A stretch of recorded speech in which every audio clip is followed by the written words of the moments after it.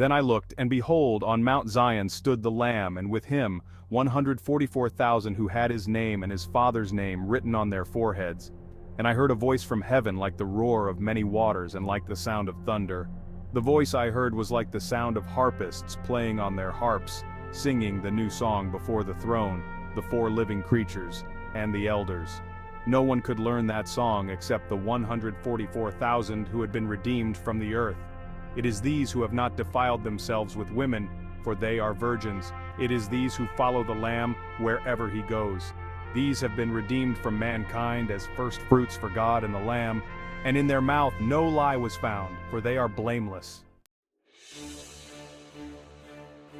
Then I saw another angel flying directly overhead, with an eternal gospel to proclaim to those who dwell on the earth, to every nation and tribe and language and people.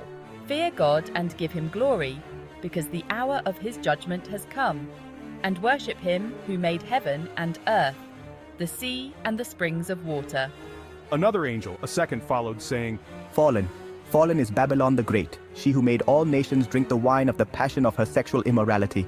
And another angel, a third, followed them, saying with a loud voice, If anyone worships the beast and its image and receives a mark on his forehead or on his hand, he also will drink the wine of God's wrath, poured full strength into the cup of his anger, and they will be tormented with fire and sulfur in the presence of the holy angels and in the presence of the Lamb. And the smoke of their torment goes up forever and ever, and they have no rest day or night, these worshippers of the beast and its image, and whoever receives the mark of its name. Here is a call for the endurance of the saints, those who keep the commandments of God and their faith in Jesus. And I heard a voice from heaven saying, Write this, blessed are the dead who die in the Lord from now on. Blessed indeed, says the Spirit, that they may rest from their labors, for their deeds follow them. Then I looked, and behold, a white cloud, and seated on the cloud one like a son of man, with a golden crown on his head, and a sharp sickle in his hand. And another angel came out of the temple, calling with a loud voice to him who sat on the cloud, Put in your sickle and reap, for the hour to reap has come, for the harvest of the earth is fully ripe. So he who sat on the cloud swung his sickle across the earth, and the earth was reaped. Then another angel came out of the temple in heaven, and he too had a sharp sickle.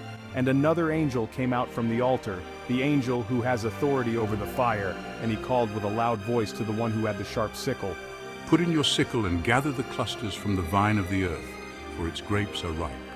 So the angel swung his sickle across the earth and gathered the grape harvest of the earth and threw it into the great winepress of the wrath of God.